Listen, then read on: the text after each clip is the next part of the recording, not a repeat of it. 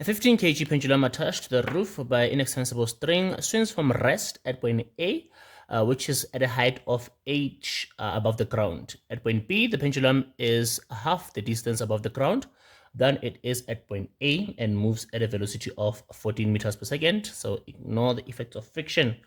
4.4.1 says, state the principle of conservation of mechanical energy in words. There it says that the total mechanical energy in an isolated system is conserved. 4.4.2 says, calculate h, the height of the pendulum at point A. So now, let's see what we have here. It's a question of conservation of mechanical energy. Now, let's start. The principle of conservation of mechanical energy. The conservation of mechanical energy, it says that the mechanical energy at an initial point is equal to the mechanical energy at a final point. In this case, our initial and final point is point A and point B. All right, so mechanical energy, as we know, is the sum of gravitational potential energy and kinetic energy. Also on the side is gravitational potential energy and kinetic energy. Initial this side and final on that side there. Okay.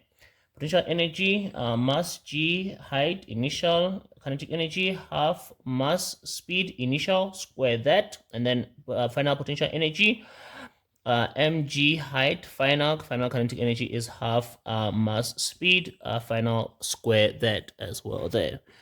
Okay.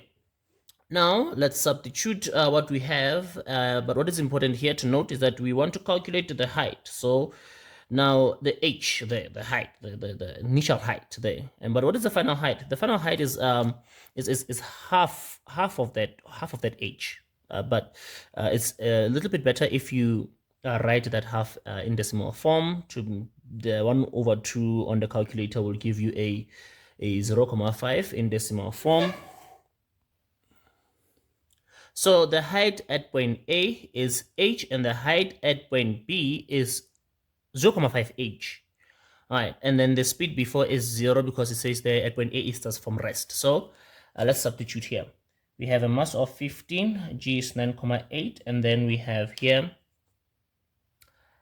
h here for the height there. Let's see. Let's do this and see. All right, h. Plus half a mass of 15, speed before at A is 0, square that, mass of 15, and then we have G is 9.8, and then the height after is at point B is 0.5 h, and then plus half 15, and then the speed there at point B, it says there it is 14, and don't forget to square that there. Okay. Now, 15 multiplied, we have here 15 multiplied by 9.8. We're going to say 15 multiplied by 9.8 there, multiplied by h. So it's going to be 147 multiplied to h. Because of that 0 over there, this is going to be 0. Is equal to, let's multiply over here. Here we have 15 multiplied by 9.8, multiplied by a half, multiplied by 0.5, giving us 73.5.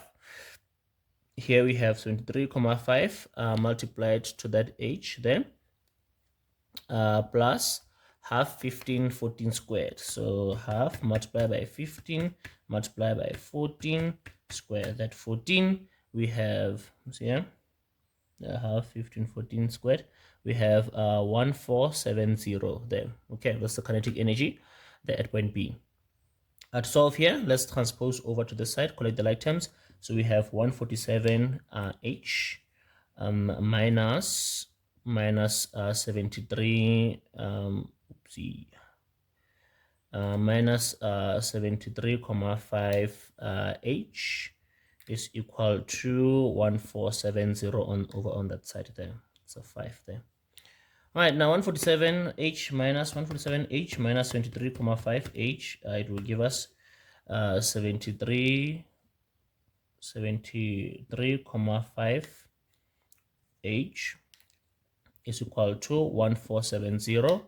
Now divide by 73.5, divide by 73.5, so that we are left with that h then, and this will give us 1470 divided by 73.5, giving us a 20 meters there of height.